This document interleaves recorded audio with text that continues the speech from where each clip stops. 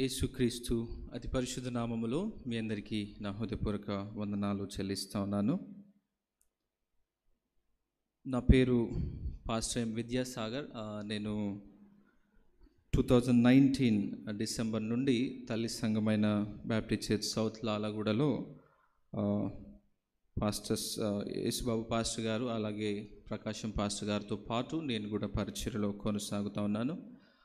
గడిచిన మాసము పాస్టర్ యేసుబాబు గారికి వేరొక పిలుపును బట్టి తాను సంఘాన్ని విడిచి తాను పరిచర్యలో తాను కొనసాగుతూ ఉన్నాడు. ప్రస్తుతము పాస్టర్ ప్రకాశంతో అదే రీతిగా పాస్టర్ విల్సన్ పాల్ గారితో కలిసి నేను పరిచర్యలో ఉంటా ఉన్నాను. దేవుడు నాకు ఇచ్చిన ఆధిక్యతను బట్టి దేవుని నేను స్తుతిస్తూ నేను ఘనపరుస్తూ ఉన్నాను. గనుక I also bring greetings from Baptist church south Lalaguda, the pastors, the president and team and also the church. ఈ సమయంలో మీ మధ్యలో ఉండడము నాకెంతో ఆనందాన్ని ఇస్తూ ఉన్నది. అవకాశము కల్పించిన సంఘానికి, పెద్దలకు, దైవ సేవకులకు, వారి కుటుంబానికి కూడా నా ప్రత్యేకమైన వందనాలు. ఉదయకాలమే మీరందరూ కూడా సన్ రైజ్ సర్వీస్లో పాల్గొన్నారు. ఎంతమంది పాల్గొన్నారు సన్ రైజ్ సర్వీస్లో? మీ చేతులు లేస్తూ ఉంటే నాకు భయం అనిపిస్తుంది. ఎంతమంది ఇప్పుడు వాక్యం వినడానికి సిద్ధంగా ఉన్నారు? సిద్ధమేనా? సరే, మీరు సిద్ధంగా ఉన్నట్లయితే నేను కూడా దేవుని కృపను బట్టి బోధించడానికి సిద్ధంగానే ఉన్నాను. ఎక్కువ సమయం ఏం తీసుకోను, కానీ కొద్ది నిమిషాలు దేవుని వాక్యమును మనము ధ్యానించేటప్పుడు శ్రద్ధగా ముఖ్యంగా నిద్రపోకుండా చూసుకుందాం. ఓకేనా? ఒకవేళ మీ పక్కన వారు ఎవరైనా నిద్రపోతూ ఉంటే జ్ఞాపకం చేయండి. ఓకేనా? మీరు ఎట్లా జ్ఞాపకం చేస్తారో, మరి కొడతారో, గిచ్చుతారో, ఎట్లనో, కానీ మీ పక్కన వారు కూడా మెలకువగా ఉండేటట్లు మీరు చూసుకోరండి. ఓకేనా? ఓకే, సరే. కొరింథీయులకు రాసిన మొదటి పత్రిక 15వ అధ్యాయము 3వ వచనము నేను చదివి ప్రార్థనతో ముందుకు కొనసాగుదాం. 3వ వచనము, నాకు ఇవ్వబడిన ఉపదేశమును మొదట మీకు అప్పగించితిని, అదేమనగా లేఖనముల ప్రకారము క్రీస్తు మన పాపముల నిమిత్తము మృతి పొందెను, సమాధి చేయబడెను, లేఖనముల ప్రకారము 3వ దినమున లేపబడెను. ప్రార్థించుకుందాం. పరిశుద్ధుడా, మహోన్నతుడా, సర్వోన్నతుడా, సర్వాధికారి, నీ కొందనా చెల్లిస్తున్నాము తండ్రి.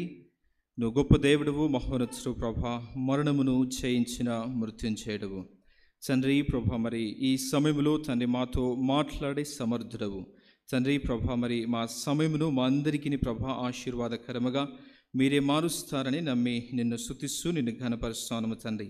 ప్రత్యేకంగా ప్రభా మరి వాక్య పరిచయం చేయని నన్ను ప్రభా మీరు జ్ఞాపకం చేసుకుని నేను సిలువ చాటును మరుగుపరిచి మీరే మా అందరితో మాట్లాడి మమ్మల్ని మీరు బలపరచుమని ముందున్న సమయమును సమస్తమును కూడా నీ దయగల స్థలకప్పు చెప్తూ యేసుక్రీస్తు అతి పరిశుద్ధ నామములో అడిగి వేడుకుంటున్నాము తండ్రి, ఆమేన్.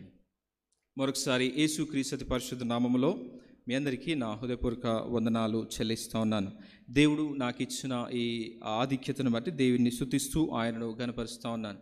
కనుక క్రైస్తవ జీవితంలో లేక క్రైస్తవ సిద్ధాంతాలలో అతి ప్రాముఖ్యమైన 2 విషయాలు ఏంటంటే యేసుక్రీస్తు మరణము, యేసుక్రీస్తు పునరుద్ధానము. యేసుక్రీస్తు మరణము, యేసుక్రీస్తు పునరుద్ధానము. కనుక పునరుద్ధానము అనేది లేకపోతే క్రైస్తవులుగా మన విశ్వాసం వ్యర్థమే, క్రైస్తవులుగా పిలువబడుట వ్యర్థమే, మనము ఈ రీతిగా కూడుకొని ఉండి ఆయనను ఆరాధించుట కూడా వ్యర్థమే అనేది నేను ఎంతో ఖచ్చితంగా మనము తెలుసుకోవాలి. కనుక అపోస్తలుడైన పౌలు కూడా ఈ కొరింథీ సంఘానికి రాస్తూ ఇదే సత్యాన్ని వారికి జ్ఞాపకం చేస్తూ ఉన్నాడు. నిజంగా ఎక్కడ కూడా బైబిల్ అంతా కూడా ఎక్కడ చూసినా కూడా ఇంత విస్తారముగా పునరుద్ధానము గురించి ఎక్కడ కూడా మనకు రాయబడలేదు. ఒకవేళ ఈ 15వ అధ్యాయంలో మనం చూస్తే 58 వచనాలు పునరుద్ధానము గురించి అపోస్తలుడైన పౌలు కొరింథీ సంఘానికి ఆయన జ్ఞాపకము చేస్తూ ఉన్నాడు. కనుక ఒకవేళ మనం ఆలోచన చేసినట్లయితే సాధారణంగా మనం అనేక సంవత్సరాలుగా యేసుక్రీస్తు యొక్క పునరుద్ధానమును మనము జరుపుకుంటా ఉన్నాం. మనము ప్రతి ఆదివారం కూడా ఆయన మరణ పునరుద్ధానములను మనము జ్ఞాపకము చేసుకుంటా ఉన్నాం.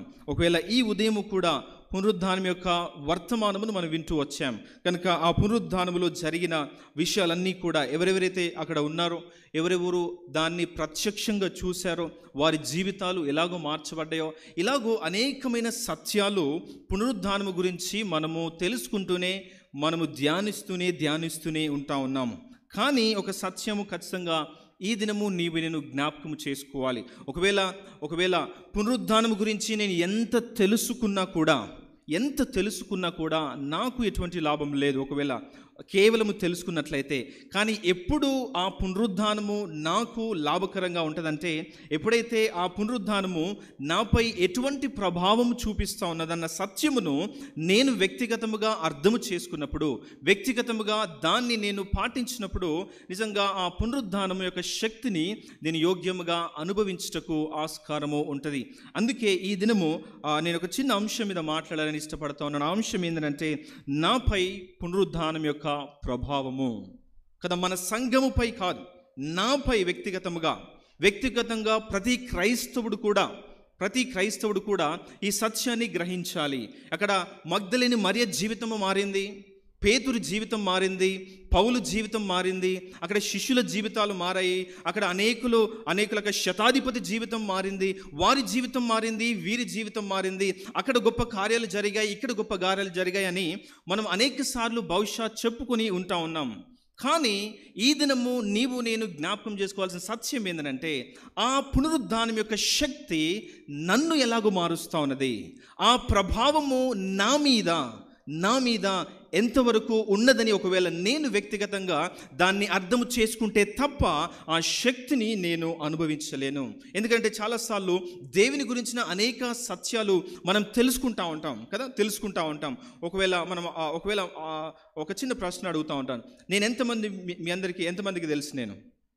మీలో ఎంతమందికి నేను తెలుసు? కేవలం నా పేరు మాత్రం తెలిసి ఉండవచ్చు, ఫలానా సంఘములో పనిచేస్తానన్న సత్యము మీకు తెలిసి ఉండవచ్చు. కానీ నా వ్యక్తిగత జీవితాలు, నా వ్యక్తిగత విషయాలు మీలో అనేకులకు ఎవరికి కూడా తెలియదు. అంటే ఒకవేళ యేసు క్రీస్తును తెలుసుకోవడంలో, ఆయన పునరుద్ధానం యొక్క శక్తిని తెలుసుకోవడంలో కొన్ని డిగ్రీస్ ఉంటా ఉన్నాయి. ఒకవేళ కేవలం నా ముఖం మాత్రం కొంతమందికి తెలిసి ఉండవచ్చు. ఒకవేళ మీ ఎప్పుడో ఒకసారి మీ ఇంటికి రావడం కానీ, లేకపోతే ప్రేయర్స్కి రావడం కానీ, లేకపోతే ఎక్కడైనా కలవడం కానీ, ఈ రీతిగా జరిగినప్పుడు ఒకవేళ నేను షేక్ హ్యాండ్ ఇచ్చి ఉండవచ్చు. అంతవరకే నా గురించి మీకు తెలిసి ఉండవచ్చు. కానీ నా వ్యక్తిగత విషయాలు, నా హృదయాంతరంగము ఒకవేళ మీకు తెలిసి ఉండకపోవచ్చు.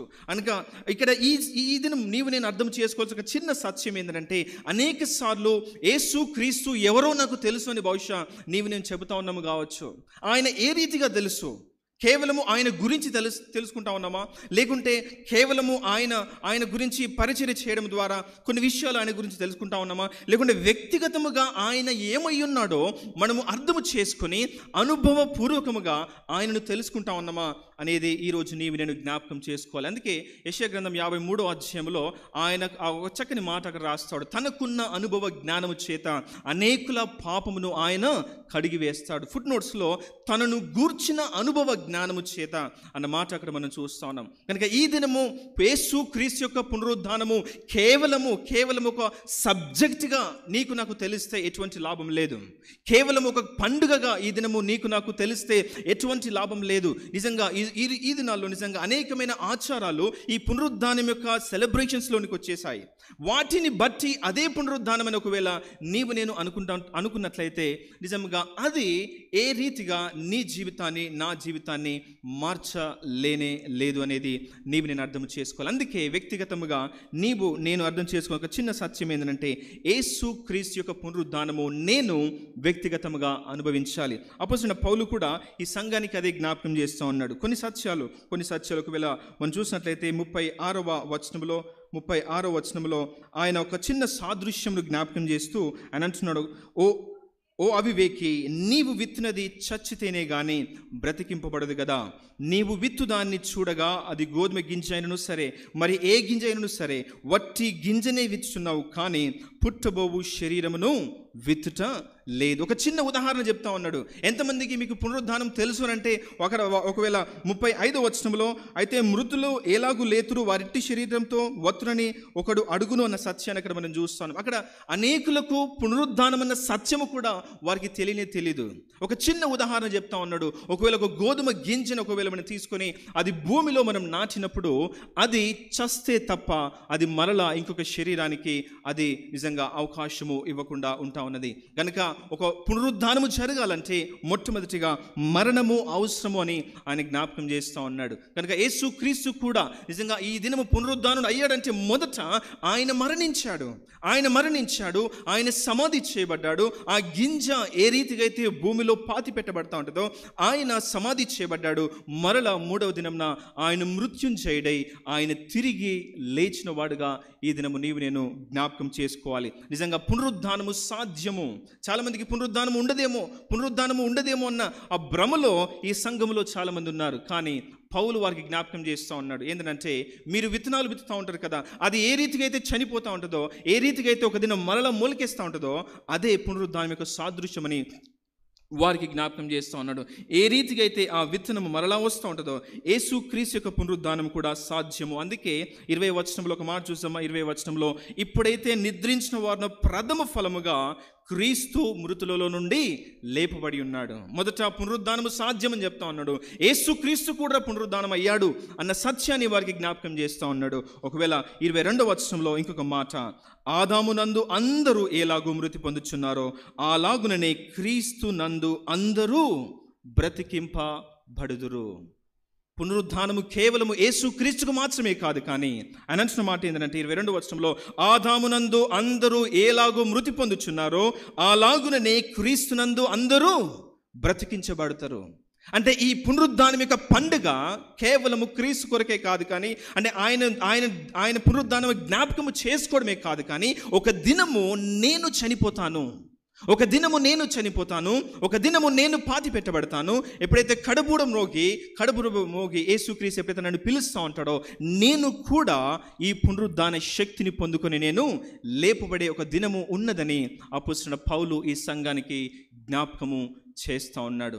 నిజంగా చాలాసార్లు ఇది ఒక పండుగగా మనం చూడడానికి వీలు లేదు, ఇది కేవలం ఒక ఆచారముగా మనం చూడడానికి వీలు లేదు. It's all about Christ and it's all about you and మీ.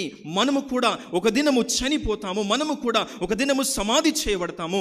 క్రీస్తునందు ఉంచిన వారమైతే మనము కూడా ఒక దినము ఈ శక్తిని పొందుకొని మరలా పునరుద్ధానమై తిరిగి లేస్తాము. అదే పౌలు వారికి జ్ఞాపకం చేస్తూ ఉన్నాడు. ఆదామునందు అందరూ ఎలాగూ మృతి పొందుచున్నారో అలాగుననే క్రీస్తునందు అందరూ అంటే నీవు నేను కూడా, క్రీస్తునందు విశ్వాసం ఉంచిన ప్రతి విశ్వాసి కూడా ఒక దినము తిరిగి లేస్తాడు అన్న సత్యాన్ని వారికి జ్ఞాపకము చేస్తూ ఉన్నాడు. కనుక ఒక ఇదే అధ్యాయంలో కొన్ని మాటలు ఈ దినం మనం జ్ఞాపకం చేసుకొని మనం ముగించుకుందాం. ఒకవేళ నేను లేపబడినట్లయితే మరి ఒకవేళ క్రీస్తు పునరుద్ధానము నా జీవితాన్ని ఎలాగో మార్చింది అన్న సత్యాన్ని ఈ దినము కొద్ది నిమిషాలు మనము ధ్యానించుకొని మనము ముగించుకుందాం. ఒకవేళ మొట్టమొదటి వచనాల్లో, మరియు సహోదరులారా నేను మీకు ప్రకటించిన సువార్తను మీకు తెలియపరుచున్నాను, మీరు దానిని అంగీకరించితిరి, దాని యందే నిలిచి ఉన్నారు. నిజంగా మొట్టమొదటిగా అపోస్తలుడైన పౌలు పునరుద్ధానం యొక్క సాదృశ్యాన్ని చూపించాడు. తర్వాత యేసుక్రీస్తు పునరుద్ధానుడు అయ్యాని చెప్పాడు. చివరిగా ఆయన అంటున్నాడు, నీవు నేను ఆయనందు విశ్వాసం ఉంచితే నీవు నేను కూడా తిరిగి లేచే దినము ఒకటి ఉన్నదని ఆయన జ్ఞాపకం చేస్తూ వచ్చాడు. గనుక ఈ దినము మనము ఆలోచిస్తున్న అంశము ఏంటంటే క్రీస్తు పునరుద్ధానము నా జీవితాన్ని ఎలాగో మార్చింది. ఈ ప్రశ్నకు మీ దగ్గర సమాధానం ఉన్నదా? యేసు క్రీస్తు యొక్క పునరుద్ధానము నీ జీవితాన్ని ఏ రీతిగా మార్చింది? పౌలు జీవితాన్ని మార్చింది సరే, పేతురు జీవితాన్ని మార్చింది సరే, మగ్దలేన మరియ జీవితాన్ని మార్చింది సరే, నీ జీవితాన్ని నా జీవితాన్ని ఏ రీతిగా మారుస్తూ ఉన్నది అనేది నీవు నేను అర్థం చేసుకోవాలి. మొట్టమొదటిగా యేసు క్రీస్తు యొక్క పునరుద్ధానము నా జీవితాన్ని ఏ రీతిగా మార్చిందనంటే నాకు ఒక క్షమించబడిన జీవితమును అనుగ్రహించింది. అదే అపోస్తలుడైన పౌలు వీరికి జ్ఞాపకం చేస్తూ ఉన్నాడు. సహోదరులారా నేను మీకు సువార్తను ప్రకటించాను, ఆ సువార్తను మీరు అంగీకరించారు, ఆ సువార్తలో మీరు నిలిచి ఉంటా ఉన్నారు. ఆ సువార్త మీరు వినకంటే ముందు మీరు దేవునికి దూరస్తులు.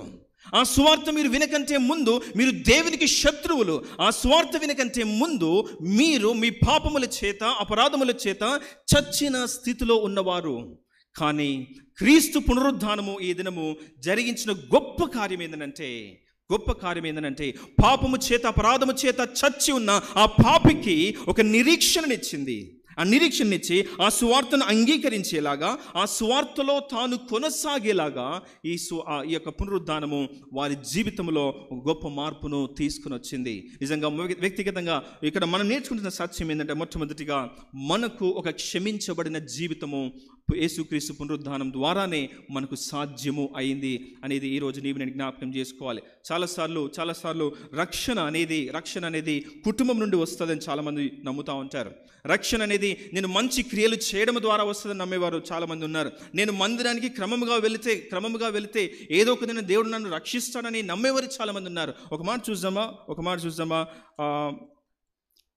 కీర్తన గ్రంథము Psalm number 49 verse 7, 8 and 9.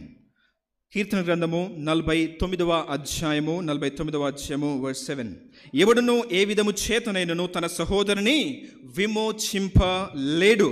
వాడు కుళ్ళు చూడక నిత్యము బ్రతుకున్నట్లు వాని నిమిత్తము దేవుని సన్నిధిని ప్రాయశ్చిత్తము చేయగలవాడు ఎవడునూ లేడు. వాని ప్రాణ విమోచన ధనము బహు గొప్పది, అది ఎన్నటికి తీరక అట్లు ఉండవలసినదే. ఇది ఎవరి గురించి చెప్తా ఉన్నాడు దేవుడు? మీరు మాట్లాడాలి, లేకపోతే నిద్రపోతారు. ఎవరి గురించి చెప్తా ఉన్నాడు? నా గురించే కదా, నా గురించి చెప్తా ఉన్నాడు. ఒక పాపి గురించి చెప్తా ఉన్నాడు. యేసుక్రీస్తు అంటున్న మాట ఏంటంటే, ఎవడునో ఏ విధము చేతనైనను తన సహోదరుని విమోచింపలేడు. ఒక కాపరి కావచ్చు, ఒక పోపు కావచ్చు, ఈ లోకంలో ఒక ఉన్నత అధికారి కావచ్చు, ఉన్నత స్థితిలో ఉన్న వ్యక్తి కావచ్చు, ఏ విధము చేతనైనను ఎవడును తన సహోదరుని విమోచింపలేడు. ఆ మాటకు వస్తే తన్ను తాను కూడా విమోచించుకోలేని పరిస్థితిలో, దౌర్భాగ్యమైన పరిస్థితిలో ఈ దినము మానవుడు ఉంటా ఉన్నాడు. కింది వచనాల్లో చూస్తాను, వాడు కుళ్ళు చూడక నిత్యము బ్రతుకున్నట్లు వాని నిమిత్తము దేవుని సన్నిధిని ప్రాయశ్చిత్తము చేయగలవాడెవడు లేడు. మన కొరకు ప్రాయశ్చిత్తము మన తల్లిదండ్రులు చేస్తూ ఉంటారా? చాలాసార్లు సంఘాలలో ఒక ఆలోచన ఉన్నది. అదేంటంటే, మా తల్లిదండ్రుల ప్రార్థన వల్ల ఈ దినము నేను రక్షింపబడ్డాను అని నమ్మేవారు చాలామంది ఉన్నారు. తల్లిదండ్రుల ప్రార్థన వలన ఆశీర్వాదం వస్తుంది కావచ్చు, తల్లిదండ్రుల ప్రార్థన వలన మీ కుటుంబం బాగుంటుంది కావచ్చు. బట్ ఫర్ సాల్వేషన్, ఒక వ్యక్తి రక్షింపబడాలంటే the prayers of your parents are not efficacious enough to save one single soul in your life. ఒకవేళ నీ జీవితము ఈ దినము రక్షింపబడాలంటే మన తల్లిదండ్రుల ప్రార్థనే కాదు, వారు ప్రాణ త్యాగము చేసినా అది సరిపోదు. వారే కాదు, మన నిమిత్తము ఈ లోకమంతా కూడా, నన్ను రక్షించుటకు ఈ లోకమంతా కూడా చనిపోయినా కూడా అది సరిపోనే పోదు. నా విమోచన క్రయధనము అది నిత్యము తీరక అట్లు ఉండవలసినదే. అంత దౌర్భాగ్యమైన పరిస్థితి నాది, అంత దౌర్భాగ్యమైన పరిస్థితి ఒక మానవునిది, ఒక పాపిది. కానీ యేసుక్రీస్తునందు మనకున్న విశ్వాసం ఏంటంటే, ఆయన ఈ లోకానికి వచ్చి మన స్థానములో, మన పక్షమున ఆ కల్వరి సిలువలో మన పాప భారమును ఆయన మోసి ఈ దినము నిన్ను నన్ను రక్షించాడు. ఆయన లేకపోతే, ఆయన రాకపోతే, ఆయన మన మీద దృష్టి ఉంచకపోతే మన విమోచన క్రయధనము అది నిత్యము అలాగూ ఉండవలసినదే. మనం నిత్యము నరకములో ఉండవలసిన వారమే. ఈ దినము నా కుటుంబము నన్ను రక్షించలేదు, నా సంఘము నన్ను రక్షించలేదు, నా కాపరి నన్ను రక్షించలేడు, నా మీద అధికారులు నన్ను రక్షించలేరు, నన్ను అతి ప్రాముఖ్యముగా ఎంతో ఇష్టముగా ప్రేమించే నా వారు కూడా నన్ను ఏ విధము చేతనైనను రక్షించలేరు. కానీ నాకంటూ ఒక రక్షకుడున్నాడు, ఆయనే యేసుక్రీస్తు ప్రభుల వారు. నన్ను ప్రేమించి, నా స్థితిగతులు ఎరిగి, నా బలహీనమైన పరిస్థితిని ఆయన గుర్తెరిగి నా నిమిత్తము ఆయన ఈ లోకానికి వచ్చాడు. నా నిమిత్తము ఒక పరిశుద్ధమైన జీవితము జీవించాడు.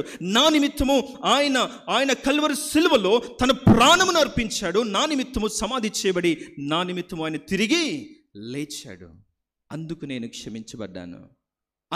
క్షమించబడ్డాను. ఒకవేళ ఆయన ఇంకా ఆ సమాధిలోనే ఉంటే నాకు పాప క్షమాపణ లేదు.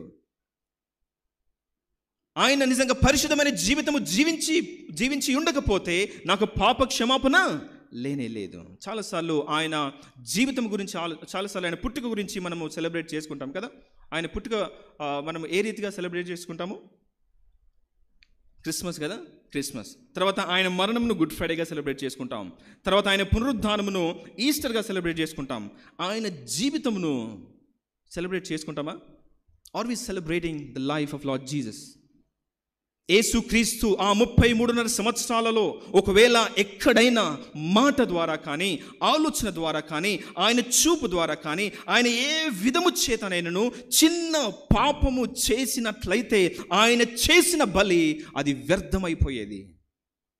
ఆయన ఎంతగా నన్ను ప్రేమించాడంటే, ఎంతగా నా కొరకు తను తాను అప్పగించుకున్నాడంటే, ప్రతి క్షణము కూడా తన జీవితంలో ప్రతి శోధనను నా నిమిత్తము భరించాడు. ఈరోజు నాకు వచ్చే ప్రతి శోధన నా రక్షకుడైన యేసుక్రీస్తుకు వచ్చింది. యవనస్తునిగా నేను అనుభవిస్తున్న ప్రతి శోధన ఆయన యవనస్తునిగా అనుభవించాడు. ఆయన ఒక మనిషిగా ఏ రీతిగా శ్రమపడాలో, ఏ రీతిగా శోధింపబడాలో ఆ రీతిగా శోధింపబడ్డాడు. కానీ ఒక పరిశుద్ధమైన జీవితాన్ని తన జీవితంలో ఆయన కాపాడుకున్నాడు. కాబట్టి ఆయన చేసిన బలి ఈ దినము దేవుని ద్వారా అంగీకరించబడ్డది.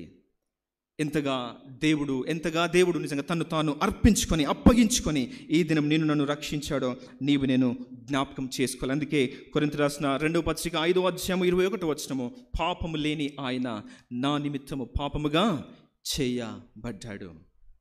ఆయనలో పాపం లేదు, ఆయన పుట్టుకలో పాపం లేదు, ఆయన జీవితంలో పాపం లేదు, ఆయన మరణంలో పాపం లేదు. కానీ ఆయన పాపిగా ఎంచబడ్డాడు. పాపుల మధ్యలో ఆయన సిలువను అనుభవించాడు. ఆయన సమాధి కూడా నిజంగా అవినీతి పరుల యొద్ద ఆయనకు సమాధి నియమింపబడ్డది. ఎందు నిమిత్తం అంటే కేవలము నన్ను క్షమించుటకు, నా పాపమును కడుగుటకు, నా పాపము తీసివేయటకు, నా కుటుంబము సరిపోనప్పుడు, నా పాపము తీసివేయటకు, ఈ లోకం అంతా కూడా సరిపోనప్పుడు నా నిమిత్తం వచ్చినవాడు నా యేసుక్రీస్తు ప్రభుల వారు. ఒకవేళ ఈ సత్యము నీకు నాకు అర్థమైతే మనము ధన్యులము. ఇంకా మనం పాపంలో ఉంటూ, ఇంకా ఈ లోకాశల వైపే మనం చూస్తూ ఉన్నట్లయితే, ఇంకా ఈ లోకానుసారముగా మనం జీవించినట్లయితే, నిజంగా ఈ రీతిగా ఎన్ని పండుగలు జరుపుకున్నా వ్యర్థమే. ఈ దినము దేవుని మందిరంలో కూర్చున్న నీవు నేను ఒక సత్యాన్ని, ఒక ప్రశ్నకు మన దగ్గర సమాధానం ఉండాలి. యేసుక్రీస్తు ద్వారా మనకు రక్షణ దొరికిందా లేదా? Are we saved eternally? ఒకవేళ యేసుక్రీస్తు ఈ దినము మన ప్రాణము అడిగితే మనము ఆయనకిచ్చే సమాధానం ఏమిటి? Are we ready to face Lord Jesus Christ? యేసుక్రీస్తును ఎదుర్కొన్నట్టుకు మనం సిద్ధముగా ఉన్నామా? ఒకవేళ ఆ సిద్ధపాటు మనలో లేనట్లయితే, దేవుని సన్నిధిలో మనం పాపం ఒప్పుకుంటే ఆయన నమ్మదగిన వాడు, నీతిమంతుడు గనుక ఆయన మన సమస్త దుర్నీతి నుండి మనల్ని పవిత్రులుగా చేసి ఆయన మనల్ని అంగీకరిస్తాడు. పునరుద్ధానము నా జీవితంలో తీసుకొచ్చిన గొప్ప గొప్ప గొప్ప మార్పు ఏంటంటే, నా పాపముని కడిగింది, నా స్థితిగతులను మార్చింది. అది నీ స్థితిగతులను మార్చకపోతే నువ్వు ప్రమాదంలో ఉన్నావు. ఒకవేళ ఆయన పునరుద్ధానము నిజంగా ఆచారపూర్వకంగా మనం చేస్తే మనం ఎటువంటి లాభం లేదు. కానీ ఒకవేళ ఇక్కడ యేసుక్రీస్తు ఏ రీతిగా అయితే ఆయన తను అర్పించుకున్నాడో దాన్ని మనం అంగీకరించినట్లయితే ఖచ్చితంగా క్రీస్తు మన జీవితంలో ఆ రక్షణ కార్యం చేయుటకు ఆయన ముందుకు వస్తూ ఉంటాడు. ఒకవేళ అపోస్తలుడైన పౌలు కూడా ఈ సత్యాన్ని తిమోతికి రాస్తూ ఆయన జ్ఞాపకం చేస్తూ ఉన్నాడు. ఒక మాట చూద్దామా? తిమోతికి రాసిన మొదటి పత్రిక, మొదటి అధ్యాయము 12 నుండి నేను చదువుతా ఉన్నాను. పూర్వము దూషకుడును, హింసకుడును, హానికరుడైన నన్ను తన పరిచర్యకు నియమించి నమ్మకమైన వానిగా ఎంచినందుకు నన్ను బలపరిచిన మన ప్రభువైన యేసు క్రీస్తునకు కృతజ్ఞుడై ఉన్నాను. ఒకవేళ 15వ వచనం, పాపులను రక్షించుటకు క్రీస్తు యేసు లోకమునకు వచ్చిన వాక్యము నమ్మదగినది, పూర్ణాంగీకారమునకు యోగ్యమునై ఉన్నది, అట్టివారిలో నేను ప్రధానుడను. 16వ వచనము, ఆయనను నిత్య జీవం నిమిత్తము తనను విశ్వసింపబో వారికి నేను మాదిరిగా ఉండులాగున యేసుక్రీస్తు తన పూర్ణమైన దీర్ఘశాంతమును ఆ ప్రధాన పాపి అయిన నాయందు కనపరిచినట్లు నేను కనికరింపబడితిని. పౌలు చెప్తున్న మాట ఏంది? ఒకటి సత్యం చెప్తా ఉన్నాడు, పూర్వము నేను హింసకుడును, పూర్వము నేను దూషకుడును, పూర్వము నేను హానికరుడును, కానీ దేవుని కృప చేత ఈ దినము ఆయన సేవకుడనయ్యాను. ఈ దినము ఆయన సేవకుడనే. అందుకే ఆయన నన్ను నమ్మి ఈ పరిచర్యను అప్పగించాడు కదా. క్రైస్తవ్యం అంటే మనము దేవుని నమ్మడం మాత్రమే కాదు, కానీ దేవుడు కూడా మనల్ని నమ్మాలి. ఎప్పుడు నమ్ముతాడు? ఒక వ్యక్తిని మనం ఎప్పుడు నమ్ముతాము? ఆయన జీవితంలో మార్పును చూసి మనం నమ్ముతాము. ఆయన నిజముగా మార్పు చెందితే ఆ వ్యక్తికి ఏదైనా ఇవ్వడానికి మనం ఇష్టపడుతూ ఉంటాం. ఒకవేళ పౌలు జీవితంలో కూడా జరిగింది అదే. అందుకే అంటా ఉన్నాడు, నేను ప్రధాన పాపిని ఆయన క్రీస్తు ద్వారా కనికరింపబడ్డాను, అందుకు దేవునికి వందనాలు. ఒకవేళ ఈ సాక్ష్యము నీ సాక్ష్యమైతే దేవునికి వందనాలు. ఒకవేళ ఇటువంటి సాక్ష్యము మన జీవితంలో లేనట్లయితే మనం ఖచ్చితంగా చాలా ప్రమాదంలో ఉన్నామన్న సత్యమును మనం గుర్తిరిగి మనం క్రీస్తు కొరకు ఇంకా ముందుకు కొనసాగాలని ప్రార్థిస్తాను. ఒకవేళ అదే 10వ వచనంలో కూడా 1 Corinthians chapter 15 verse 10, ఆయనను నేనేమై ఉన్నానో అది దేవుని కృప వలనే ఉన్నానని ఆయన గొప్ప సాక్ష్యము ఇస్తూ ఉన్నాడు. కనుక నిజంగా మొట్టమొదటి సత్యంని మనం చూస్తూ వచ్చాం. యేసుక్రీస్తు యొక్క పునరుద్ధానము నా జీవితాన్ని ఏ రీతిగా మార్చిందంటే, మొట్టమొదటిగా నా పాపమును కడిగి నాకు క్షమించబడిన ఒక జీవితమును ప్రసాదించింది. రెండవదిగా అది నాకు ఒక అర్థవంతమైన జీవితాన్ని కూడా ప్రసాదించింది. 14వ వచనంలో 1 Corinthians chapter 15 verse 14, 14వ వచనంలో, మరియు క్రీస్తు లేపబడి యుండని ఎడల మేము చేయు ప్రకటన వ్యర్థమే, మీ విశ్వాసమును వ్యర్థమే. దేవుడు క్రీస్తును లేపేనని ఆయనని గూర్చి మేము సాక్ష్యము చెప్పి ఉన్నాం కదా. మృతులు లేపబడిన ఎడల దేవుడు ఆయన లేపలేదు కనుక మేమును దేవుని విషయమై అబద్ధ సాక్షులుగా ఆగుపడుచున్నాం. కింది వచనాల్లో విశ్వాసం వ్యర్థమే, మీరు ఇంకా పాపంలోనే ఉన్నారు, మన నిరీక్షణ ఒకవేళ కేవలం ఈ లోక మట్టుకైతే మనం దౌర్భాగ్యులమే అని ఆయన జ్ఞాపకం చేస్తూ ఉన్నాడు.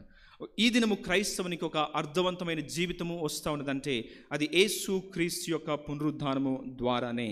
చాలాసార్లు మనము ఈ లోకంలో జీవిస్తూ ఉన్నప్పుడు మనము చాలాసార్లు అనేకుల నుండి మనం నేర్చుకుంటాం కదా, అనేకుల జీవితాలను పరిశీలన చేస్తాం. ఎందుకనంటే చాలాసార్లు మందిరానికి వచ్చినప్పుడు దావీదు జీవితాన్ని, లేకుంటే సొలొమోను జీవితాన్ని, అబ్రహాము జీవితాన్ని, ఇస్సాకు జీవితాన్ని మనం ధ్యానం చేస్తూ ఉంటాం. ఇదే మన ఇళ్ళలోకి వెళ్ళిన తర్వాత కూడా మన పక్కవారిని చూసి చాలా విషయాలు నేర్చుకుంటాం.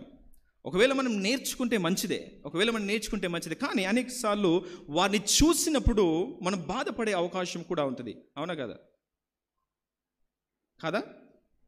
ఇతరులను చూసి మీరు సంతోషిస్తారా? ఒకవేళ మీరు సంతోషిస్తే చాలా ధన్యులు. కానీ పాత నిబంధన గ్రంథంలో ఒక వ్యక్తి ఉన్నాడు. పాత నిబంధన గ్రంథంలో ఒక వ్యక్తి ఉన్నాడు. ఆయన కూడా అనేక జీవితాలను పరిశీలన చేస్తూ ఉన్నాడు. 73వ కీర్తనలో ఆసాపు అనే ఒక దైవజనుడు ఉన్నాడు. ఈ దైవజనుని జీవితంలో జరిగిన విషయం ఏంటంటే, ఆయన అనేక జీవితాలను పరిశీలన చేస్తూ ఉన్నాడు. పరిశీలన చేసే క్రమంలో ఆయన బలపరచబడేది పోయి ఆయన ఏం చేస్తున్నాడంటే ఆయన బలహీనపరచబడతా ఉన్నాడు. ఎందుకు ఆ మాట చెప్తాను చూడండి. 3వ వచనము 73వ కీర్తన 3వ వచనం, భక్తిహీనుల క్షేమము నా కంటబడినప్పుడు గర్వించు వారిని బట్టి నేను మత్సర పడితిని కదా. మనం ఇంత ప్రార్థన చేస్తాము, ఇంత మందిరానికి వస్తాము, ఇన్ని దశం భాగాలు ఇస్తాము, ఎంతో భక్తిని మనం కనపరుస్తూ ఉంటాం. కానీ బయటికి వెళ్ళిన తర్వాత మన స్థితి కంటే ఒక భక్తిహీనుడి స్థితి బాగుగా ఉంటే ఎంతమంది సంతోషిస్తారు? ప్రభువా, ఇన్ని దినాలు నేను చేసిన ప్రార్థన అంతా వ్యర్థమేనా? ఇన్ని దినాలు ప్రభువా నేను సేవ చేసినంత కూడా వ్యర్థమేనా? ఇంతగా నేను నీ కొరకు త్యాగం చేశాను, కానీ నా స్థితి చూడండి, ఆ వ్యక్తి స్థితి చూడండి. ఆ వ్యక్తి ఎంతో ఉన్నత స్థితిలో ఉంటా ఉన్నాడు. ఆ వ్యక్తి ఇంకా నాకంటే ఉన్నతమైన పరిస్థితిలో ఆయన ఉన్నాడని ఆ వ్యక్తులను ఆసాపు చూస్తూ ఉన్నాడు, గమనించి ఆయన ఒకవేళ బలహీనమైన పరిస్థితుల్లోనికి వెళ్ళిపోతా ఉన్నాడు. ఒకవేళ కింది వచనాల్లో మనం చూస్తే 13వ వచనంలో ఒక శ్రేష్టమైన మాట అంటాడు, నా హృదయము నేను శుద్ధి చేసుకొని యునుట వ్యర్థమే. ఈ భక్తి చేయాల్సిన అవసరం లేదు కావచ్చు, నేను వేస్ట్గా అసలు యేసుక్రీస్తుని నమ్ముకున్నాను కదా. ఒకవేళ యేసుక్రీస్తుని నమ్మకపోతే ఇన్ని రూల్స్ ఉండేవి కావు కదా, ఇన్ని పద్ధతులు ఉండేవి కావు, ఇంత నిబద్ధత ఉండేది కాదు, ఇంత డిసిప్లిన్ ఉండేది కాదు. ఒకవేళ నేను యేసుక్రీస్తు బయట ఉంటే నేను విచ్చలవిడిగా జీవించడానికి అవకాశం ఉండేది అని బహుశా ఈయన అనుకున్నాడు. అందుకే కింది వచనంలో, నా హృదయం నేను శుద్ధి చేసుకునిట వ్యర్థమే, నా చేతులు కడుక్కొని నిర్మలుడనయ్యునుట వ్యర్థమే, దినమంతయు నాకు బాధ కలుగుచున్నది, ప్రతి ఉదయం నాకు శిక్ష వచ్చున్నది, 15వ వచనం చాలా ప్రాముఖ్యమైనది. ఈలాగు ముచ్చటింతునని నేను అనుకొనిన ఎడల నేను నీ కుమారుల వంశమును మోసపుచ్చిన వాడును అగుదును. నేను అనుకుంటున్నాడు తన హృదయంలో ఇదంతా కూడా నడుస్తూ ఉన్నది. ప్రభువా, అనేకులు మాకంటే బాగున్నారు, నిన్ను నమ్మని వారు నాకంటే బాగున్నారు, నిన్ను నమ్మని వారు అనేకమైన గొప్ప గొప్ప పరిస్థితుల్లో వారు ఉన్నారు, కానీ నిన్ను నమ్మిన మేము మాత్రం ఇంకా ఇదే స్థితిలో ఉన్నామయ్యా. అది చూసినప్పుడు చాలా బాధేస్తూ ఉన్నదయ్యా అని నిజంగా ఈయన బాధపడుతూ ఉన్నాడు. 21వ వచనంలో అనంట మాట, నా హృదయము మత్సరపడెను, నా అంతరింద్రములలో నేను వ్యాకుల పడితిని, నేను తెలివి లేని పశు ప్రాయుడనైతిని, నీ సన్నిధిని మృగము వంటి వాడనైతిని. 23వ వచనము ప్రాముఖ్యమైనది, అయినను నేను ఎల్లప్పుడూ నీ యొద్ద ఉన్నాను. అయినను నాకంటే వారి స్థితి బాగున్నను, వారికంటే నేను ఎంత దయనీయమైన పరిస్థితిలో ఉన్నను, నేను మాత్రము నీ యొద్దనే ఉన్నాను. అది నాకు ప్రాముఖ్యమైనది కదా. నీ కుడి చేయి నీవు పట్టుకొని, నా కుడి చేయి నీవు పట్టుకొని ఉన్నావు, నీ ఆలోచన చేత నీవు నన్ను నడిపిస్తా ఉన్నావు. అయ్యా, ఆకాశమందు నీవు తప్ప నాకెవరున్నారు, నీవు నాకుండగా ఈ లోకములో ఏది కూడా నాకు అక్కరలేదు. ఆయన చాలాసార్లు మనుషులను చూసి బలహీనపరచబడ్డాడు, కానీ ఎప్పుడైతే దేవుని సన్నిధునికి వెళ్ళి ప్రార్థన చేశాడో, ప్రభువా ఏంటి పరిస్థితి అని చెప్పినప్పుడు దేవుడు ఆయనకొక ఆన్సర్ ఇస్తూ ఉన్నాడు. ఎందుకంటే నీవెప్పుడయ్యా వారికంటే బాగా లేకపోవచ్చు, వారికంటే ఉన్నత స్థితిలో నువ్వు లేకపోవచ్చు, వారికంటే ఆస్తిపరిగా నువ్వు ఉండకపోవచ్చు, కానీ అన్నిటికంటే ముఖ్యంగా నీవు నా యొద్ద ఉన్నావు, అది నీకు చాలు. నీవు నా యొద్ద ఉన్నావు, అది నీకు చాలు. ఒకవేళ క్రీస్తు నీ జీవితంలో ఉంటే నీ జీవితంలో నిజంగా ఇంకా ఏది కూడా అక్కరలేదు. అందుకే ఆయన 25వ వచనంలో అంటాడు, ప్రభువా ఆకాశమందు నీవు తప్ప నాకు ఎవరున్నారయ్యా, నీవు నాకుండగా ఈ లోకములోనిది ఏది కూడా నాకు అక్కరలేదు. ఆ స్థితిలోనికి ఆసాపు వచ్చినట్టుగా మనం చూస్తున్నాం. నిజంగా ఒకవేళ యేసుక్రీస్తు పునరుద్ధానుడై లేవకపోతే నిజంగా మన జీవితానికి అర్థము, పర్పస్ అనేది ఉండకపో. అందుకే ఒకవేళ ఈ 14వ వచనంలోనే ఒకవేళ 1 Corinthians chapter 15 14వ వచనంలో ఆయన అంటున్నట్టుగా, యేసుక్రీస్తు లేపబడకపోతే మా ప్రకటన వ్యర్థమే, విశ్వాసం వ్యర్థమే, మేము చేసే ప్రతిది కూడా వ్యర్థమే. ఈ దినము మనకంటూ ఒక పర్పస్ ఇచ్చింది యేసుక్రీస్తు పునరుద్ధానము కదా. ఎందుకు ఆ మాట చెప్తా ఉన్నాను, ఒక మాట చూద్దామా. 58వ వచనం, కాగా నా ప్రియ సహోదరులారా, మీ ప్రయాసము ప్రభునందు వ్యర్థము కాదు. మనం వ్యర్థముగా ప్రయాసపడుతున్నామా ఈ దినము? మనం వ్యర్థముగా దేవుని సన్నిధికి వస్తూ ఉన్నామా? వ్యర్థముగా దేవుని కొరకు అనేకమైన గొప్ప కార్యాలు మనం చేస్తూ ఉన్నామా? లేదు. మనం చేసే ప్రతి దానికి ఒక విలువ ఉన్నది. మనం చేసే ప్రతి దానికి నిజంగా ఒక దినము దేవుని యొద్ద నుండి మనకు మెప్పు అనేది ఉన్నది. ఆ మెప్పు మనం పొందుకోవాలంటే మనం ఏం చేయాలి? ఈ మరణమును దాటి మనం పునరుద్ధానాన్ని మనం అనుభవిస్తే తప్ప ఆ మెప్పును మన జీవితంలో మనం పొందలేము. అందుకే పౌలు అంటా ఉన్నాడు, మీరు బలహీనపరచబడకూడదు. మీ జీవితంలో అది లేదు ఇది లేదని వారిని చూసి వీరిని చూసి ఆసాపు ఏడుస్తున్నట్టుగా, ఆసాపు బలహీనపరచబడుతున్నట్టుగా మీరు బలహీనపరచబడే అవకాశం లేదు. ఎందుకనంటే మీరు కేవలము ఈ లోకం మట్టుకే కాదు మీ యొక్క విశ్వాసము. ఒకవేళ మీ విశ్వాసము 19వ వచనంలో ఈ జీవితం కాలం మట్టుకే మనం క్రీస్తునందు నిరీక్షించిన వారమైన ఎడల మనుష్యులందరికంటే మనము దౌర్భాగ్యులము. దేవునికి స్తోత్రము. ఆ దౌర్భాగ్యమైన స్థితి మనకు లేదు. ఎందుకంటే మనం ఈ లోకం మట్టుకే కాదు యేసుక్రీస్తు నమ్మేది. యేసుక్రీస్తు నమ్మిన మనము ఈ లోకం మట్టుకు మాత్రమే కాదు, కానీ వచ్చే లోకం మట్టుకు కూడా యుగ యుగములు ఆయనతో జీవించే గొప్ప భాగ్యము దేవుడు మనకివ్వబోతా ఉన్నాడు. అందును బట్టి ఈ జీవిత కాలంలో వచ్చే ప్రతి ప్రయాసమును ఒకవేళ మనం ప్రభునందు మనం ప్రయాసపడగలిగితే అది ఏది కూడా వ్యర్థము కాదు అని ఆయన జ్ఞాపకం చేస్తూ ఉన్నాడు. ఈ దినము నీ ఉపవాసం వ్యర్థము కాదు, ఈ దినము నువ్వు చేసే ప్రార్థన వ్యర్థము కాదు, ఈ దినము నువ్వు దేవుని కొరకు అనుభవించే శ్రమ వ్యర్థము కాదు, ఈ దినము క్రీస్తును బట్టి నువ్వు ఏది చేసినా కూడా అది వ్యర్థము కానే కాదు. వెయ్యంతలుగా ఒక దినము నేను కోయబోతా ఉన్నాము. ఆయన ఆశీర్వదించే దినం ఒకటి ఉన్నది. అందుకే మీరు స్థిరులుగాను కదలని వారుగాను ప్రభువు కార్యాభివృద్ధి అందు ఎల్లప్పుడూ ఆసక్తులై యుండుడి అని ఆయన జ్ఞాపకం చేస్తూ ఉన్నాడు. రెండవదిగా యేసుక్రీస్తు యొక్క పునరుద్ధానము నా జీవితానికి ఒక పర్పస్ అనేది ఇచ్చింది కదా. ఒకవేళ నిజంగా పునరుద్ధానమే లేకపోతే ఒకవేళ నేను ఖచ్చితంగా ఈ లోకంలో ఇష్టానుసారంగా జీవించేవాడిని. ఒక మాట చూద్దామా, అదే 15వ అధ్యాయంలో 31వ వచనం. సహోదరులారా, మన ప్రభు అయిన యేసుక్రీస్తునందు మిమ్మల్ని గూర్చి నాకు కలిగిన అతిశయము తోడు నేను దినదినము చనిపోచున్నానని చెప్పుదును. మనుష్య రీతిగా నేను ఎఫెసులో మృగములతో పోరాడిన ఎడల నాకు లాభమేమి? మృతులు లేపబడని ఎడల రేపు చనిపోదుము గనక తిందుము త్రాగుదము. కదా, యేసుక్రీస్తు పునరుద్ధానం లేకపోతే మనకి ఎన్ని పనులు ఉన్నాయి? ఇక్కడ ఎన్ని పనులు ఉన్నాయి? తినాలి, త్రాగాలి, పడుకోవాలి, అంతే. యేసుక్రీస్తు పునరుద్ధానం లేకపోతే, కానీ మనకు పునరుద్ధానం ఉన్నది, మనకు ఒక నిరీక్షణ ఉన్నది. ఈ దినము నేను చేసే ప్రతి పనికి ఒక మీనింగ్ ఉన్నది. మనం వ్యర్థముగా పోరాడడం లేదు, మనం వ్యర్థముగా ప్రయాసపడడం లేదు. వ్యర్థముగా ఈ లోకులు అనేకులు ప్రయాణము చేస్తున్నట్టుగా మన ప్రయాణము వ్యర్థము కాదు. It's not meaningless. It has a full fledged meaning in lord Jesus Christ. అందుకే నేను అంటాను, ఒకవేళ యేసు క్రీస్తు లేపబడకపోతే నాకు 2 పనులు ఉన్నాయి. నేను తినాలి, తాగాలి, పడుకోవాలి, అంతే. అంతకు మించి నాకు ఏ పని లేదు. అందుకే ఆయన చివరి వచనంలో ఆయన ఆ మాటను చెప్తూ వచ్చాడు. కనుక మీరు ఏది చేస్తున్నో మీ ధైర్యం వీడకుండా మీరు ఆసక్తితో చేయగలిగితే దేవుడు ఖచ్చితంగా కార్యం చేస్తాడు అని ఆయన జ్ఞాపకం చేస్తూ వచ్చాడు. ఇంకొక మాట కూడా నేను చెప్పి ముగిస్తాను. ఒకవేళ మొట్టమొదటిగా యేసుక్రీస్తు యొక్క పునరుద్ధానము మనకు ఒక క్షమించబడిన జీవితాన్ని ప్రసాదించింది కదా. క్షమించబడ్డ జీవితం ఒకవేళ లేకపోతే నిజంగా నిత్య నరకంలో మనం ఉండేది వారం. కానీ క్రీస్తు పునరుద్ధానము ద్వారా ఈ దినము మన పాపములు క్షమించబడ్డాయి. రెండవదిగా యేసుక్రీస్తు యొక్క పునరుద్ధానము ద్వారా నా జీవితానికి ఒక అర్థం వచ్చింది కదా. నేను చేసే ప్రతి పనికి అర్థాన్ని యేసుక్రీస్తు యొక్క పునరుద్ధానము చేకూర్చింది. ఆయన పునరుద్ధానము లేకపోతే నా జీవితానికి అసలు మీనింగ్ కూడా లేదు. అసలు ఎందుకు ప్రయాసపడాలి? మనం తిరిగి లేచేదేమన్నా ఉన్నదా? యేసుక్రీస్తు ముందు నిలబడేదేమన్నదా?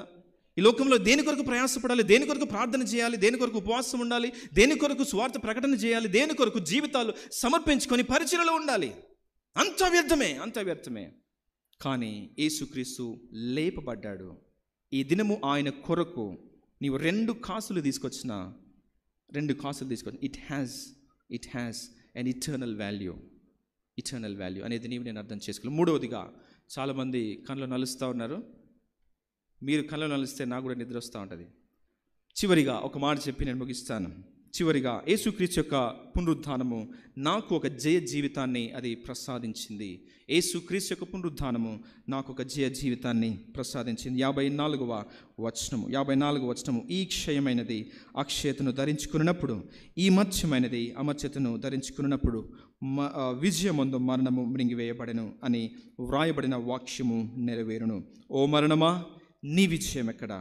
ఓ మరణమా, నీ ముళ్ళు ఎక్కడా?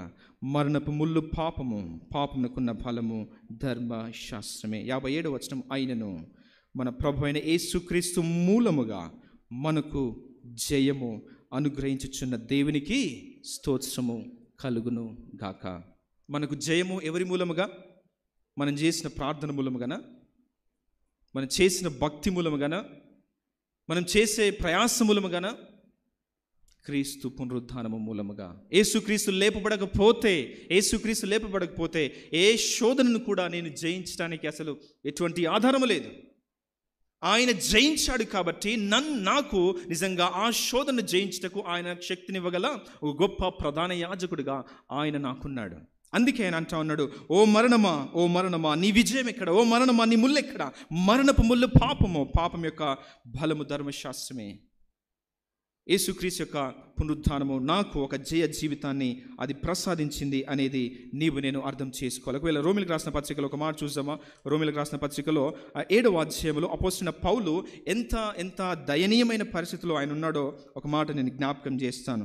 18వ వచనము, 7వ అధ్యాయము 18వ వచనము, నా యందు అనగా నా శరీరమందు మంచిది ఏదియో నివసింపదని నేను ఎరుగుదును. మేలైనది చేయవలనను కోరిక నాకు కలుగుచున్నది, కానీ దానిని చేయుట నాకు కలుగుటలేదు. నేను చేయగోరు మేలు చేయక చేయగోరని కీడును చేయుచున్నాను కదా. ఎంత దయనీయమైన పరిస్థితి కదా. చాలాసార్లు మనకు కూడా ఈస్టర్ రాగానే, గుడ్ ఫ్రైడే రాగానే ఇక నుండి అయినా ఖచ్చితంగా నేను పరిశుద్ధంగా జీవించాలి, ఇక నుండి అయినా న్యూ ఇయర్ అయితే ఇంకా చాలా చాలా చాలా ఆలోచన చేస్తూ ఉంటాం కదా. ఈ న్యూ ఇయర్ వచ్చినప్పుడు ఎంతమంది రిజల్యూషన్స్ తీసుకున్నారు? ఇది చేయాలి, అది చేయాలి, అది చేయాలని. నిజంగా మీరు ఆ రిజల్యూషన్స్లో కొనసాగాలని నేను ప్రార్థిస్తూ ఉన్నాను. నిజంగా మనం ఎన్నో ఆలోచనలు మన జీవితంలో కలిగి ఉంటాం. అపోస్తలుడైన పౌలు కూడా ఒక ఆలోచన ఉన్నది. ఏంటంటే ఆయన మంచి చేయాలని ఆరాటపడుతూ ఉన్నాడు.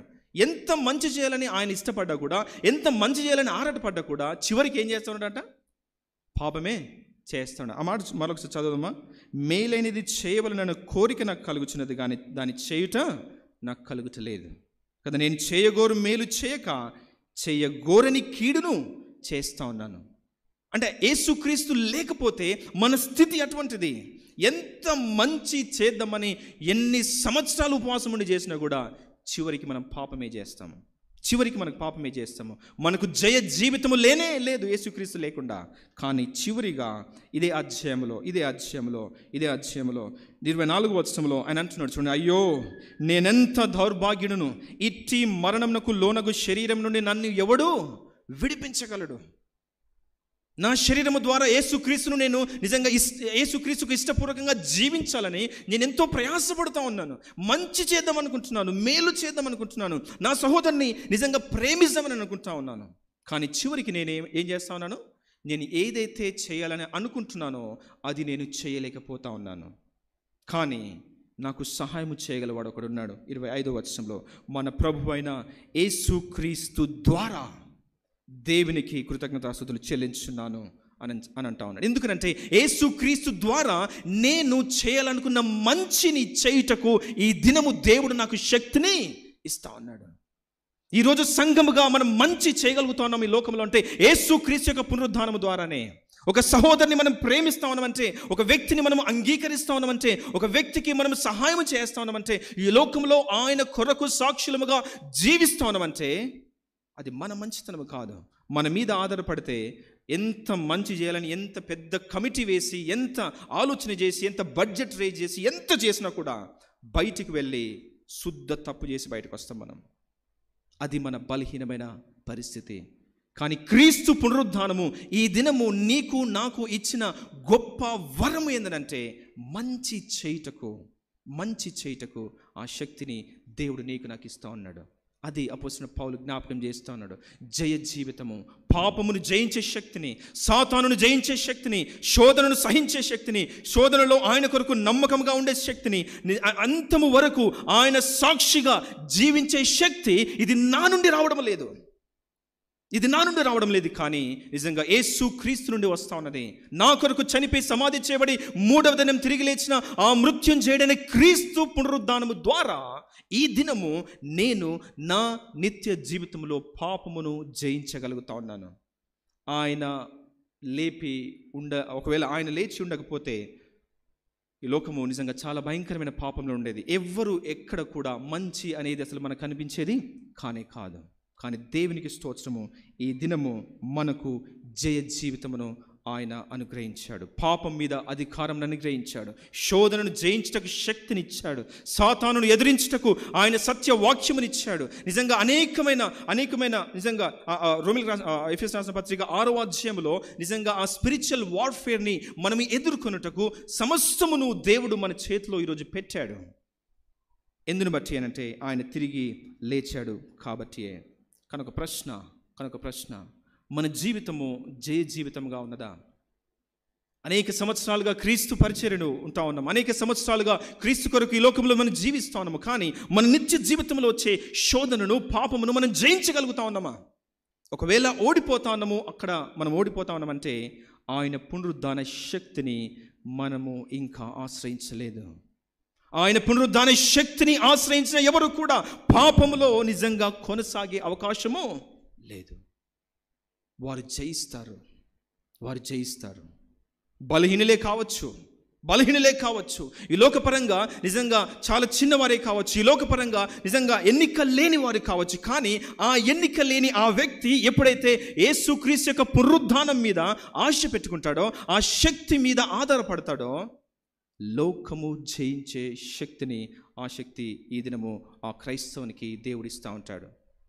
కనుక చిన్న ప్రశ్న మనం వేసుకుందాం. ఇన్నిసార్లు యేసుక్రీస్తు యొక్క పునరుద్ధానం గురించి ఆలోచన చేస్తూ ఉన్నాం. కానీ మన జీవితంలో, మన కుటుంబాలలో చిన్న చిన్న పాపములు మనం జయించలేకపోతే, మన జీవితంలో జయ జీవితం లేకపోతే, సాతానును ఎదురించలేకపోతే, ఏది మంచియో ఏది చెడువో ఆ రెండిటి మధ్యలో మన వ్యత్యాసము మనం గుర్తించకపోతే, ఏది తెలుపో ఏది నలుపో మనం వ్యత్యాసము గుర్తించకపోతే, మనం ఎన్ని పునరుద్ధాన దినాలు జరుపుకున్నా వ్యర్థమే. ఆ శక్తి మనలో ఉండాలి. ఆ శక్తిని వ్యక్తిగతంగా మనం అనుభవించాలి. అందుకే అపోస్తలుడైన పౌలు ఫిలిప్పీ సంఘానికి రాస్తూ, ఆ పునరుద్ధాన శక్తిని నేను అనుభవించే నిమిత్తము నా జీవితంలో సమస్తమును నేను పెంటగా ఎంచుకున్నాను.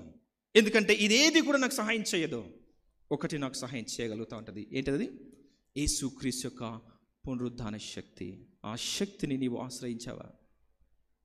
చివరిగా ఇంకొక మాట కూడా ఉన్నది, చిన్నగా నేను చెప్పిన ముగిస్తాను. అదేంటంటే, ఈ లోకంలో మనం సాక్షార్థమైన జీవితం జీవించడానికి యేసుక్రీస్తు పునరుద్ధాన శక్తి మనకు సహాయము చేస్తూ ఉంటుంది. కనుక యేసుక్రీస్తు యొక్క పునరుద్ధానం గురించి మనం ఆలోచన చేస్తూ వచ్చాం కదా.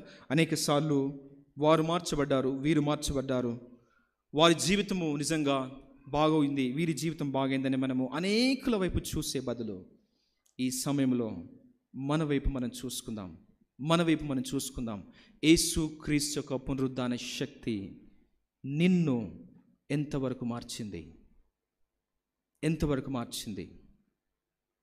నీ జీవితంలో క్షమాపణను అనుగ్రహించిందా? ఇంకా అదే పాపంలో నీ జీవిస్తూ ఉన్నావా? అందుకే మొట్టమొదటిగా మనం ఆ మాటను చూస్తాం. నాకు అది పునరుద్ధాన శక్తి నాకు జయించిన ఒక గొప్ప కార్యం ఏంటంటే, నాకు ఒక క్షమించబడిన జీవితాన్ని అది ప్రసాదించింది. ఇంకా యేసుక్రీస్తు యొక్క క్షమాపణను మనము అనుభవించకపోతే ఎన్నిసార్లు ఈ రీతిగా మనము జరుపుకున్న వ్యర్థమే. రెండవదిగా, నా జీవితానికి ఒక అర్థాన్ని ఇచ్చింది. నేను ఏది చేసినా కూడా ఒక దినము నేను క్రీస్తు న్యాయపీఠం ఎదుట నేను నిలబడాలి, నేను లెక్క అప్పచెప్పాలి, నేను మంచి చేస్తే దానికి దేవుడు ఫలం ఇస్తాడు అన్న ధైర్యమును నాకు ఇచ్చింది ఎవరు? సంఘం ఇస్తా ఉన్నదా? ఈ దినం కాపర్లు ఇస్తా ఉన్నారా? ఎవరు కూడా ఎవరు ఈ లోకంలో? మన తల్లిదండ్రులు ఇస్తా ఉన్నారా? ఎవరు కూడా కాదు. యేసుక్రీస్తు యొక్క పునరుద్ధానమే. ఆయన తిరిగి లేచాడు గనక నేను జీవించున్నాను గనక మీరును జీవించెదరని యోహాను రాసిన పత్రికలో ఆయన అంటా ఉన్నాడు, యోహాను రాసిన సువార్తలో. గనక నా జీవితానికి అది అర్థము ఇచ్చింది. ఈ దినం ఒకవేళ మన జీవితాన్ని యొక్క అర్థాన్ని ఒకవేళ మనం కనుగొనకపోతే మనం ఇంకా ప్రమాదంలో ఉన్నాం. మూడవదిగా మనం చూసినట్లుగా నాకు ఒక జయకరమైన జీవితాన్ని అది ప్రసాదించింది. చివరిగా, ఈ లోకంలో ఆయనకు సాక్షిగా నేను జీవించటకు యేసుక్రీస్తు యొక్క పునరుద్ధానము నాకు సహాయం చేసింది. అందుకే పునరుద్ధానం ఆ స్టోరీలో అక్కడ మనం చూసినట్లయితే మగ్దలేనే మరియకు కానీ శిష్యులకు కానీ దేవుడిచ్చిన ఆజ్ఞ ఒకటే, మీరు వెళ్ళి సువార్తను ప్రకటించండి. ఎందుకు దానికి కారణం ఏంటంటే, భూలోకం మీదనో పరలోకం మీదనో సర్వలోకం మీద నాకు అధికారము ఇయ్యబడి ఉన్నది, గనుక మీరు వెళ్ళుడి. యేసుక్రీస్తు సమాధిలో ఉంచబడితే ఆ అధికారం ఆయనకు లేదు. యేసుక్రీస్తు ఇంకా అక్కడే చనిపోయి ఉంటే ఆయనకు అధికారం లేదు. ఆయన జయించాడు, అధికారము పొందాడు. ఆ అధికారముతో సంఘమును వెళ్ళండి అని ఆయన పంపిస్తా ఉన్నాడు. ఈరోజు మనం వెళ్ళగలిగి, if you are trying to impact one single soul in the world today, it's not our effort, it's the effort of Lord Jesus Christ. యేసుక్రీస్తు కృప ద్వారానే, యేసుక్రీస్తు పునరుద్ధానం ద్వారానే అది సాధ్యము. దయచేసి స్థలం వంచినట్లయితే మనం ప్రార్థన చేసుకుందాం. ప్రార్థన చేసే ముందు దేవుని యొక్క పునరుద్ధానమును మనం జ్ఞాపకం చేసుకొని వచ్చాము.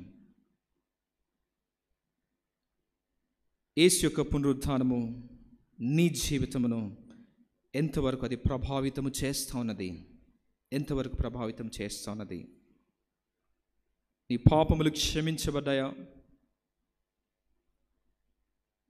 నీ జీవితానికి ఒక అర్థమును అది చేకూరుస్తూ ఉన్నదా? నీ జీవితంలో జయ జీవితము నువ్వు అనుభవించుటకు అది సహాయం చేస్తున్నదా?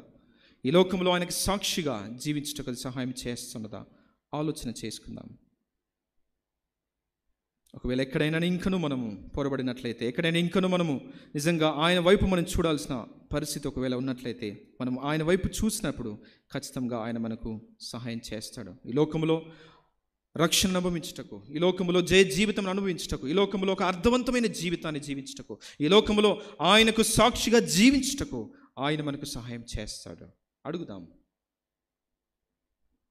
పరిశుద్ధుడా, మహోన్నతుడా, సర్వోన్నతుడా, సర్వాధికారి, నీకు వందనాలు చెల్లిస్తాను తండ్రి. అవును ప్రభా, నీవు తిరిగి లేవడం ద్వారా ఈ దినము ప్రభా మేమందరము కూడా పాప క్షమాపణను అనుభవిస్తా ఉన్నాము. పాపము క్షమింపబడ్డ వారు ధన్యులు అని కీర్తన గ్రంథము 32వ అధ్యాయంలో మీరు చెప్పినట్టుగా తండ్రి, ఆ ధన్యతను ఈ దినం పొందామంటే ప్రభా నీవు తిరిగి లేచావు కాబట్టి తండ్రి, ఈ దినం మా జీవితానికి ఒక అర్థము ఉన్నది అని అంటే ప్రభా నువ్వు తిరిగి లేచావు కాబట్టి ప్రభా ఈ దినము ఈ లోకంలో మేము జయ జీవితము జీవిస్తా ఉన్నామంటే ప్రభా నీవు లేచావు కాబట్టి, సాక్షులుగా ఉన్నామంటే ప్రభా నీవు లేచావు కాబట్టి, నీవు లేచి తండ్రి మమ్మను ప్రభా మరి ఒక దినము లేపుతానన్న నిరీక్షణ చేత మమ్మల్ని నింపినందుకు నీకు వందనాలయ్యా తండ్రి. ప్రభా ఆ దినము వచ్చేంత వరకు ఓపికతో ఈ లోకంలో నీ కొరకు సాక్షులుగా జీవించినట్లు ప్రభా నీ కార్యాభివృద్ధి అందు కదలక స్థిరముగా మేము కొనసాగుటకు మాకు నేర్పించి బలపరిచి సహాయం చేయమని యేసు నామములో అడిగి వేడుకొంచున్నాము తండ్రి. ఆమేన్. Thank you.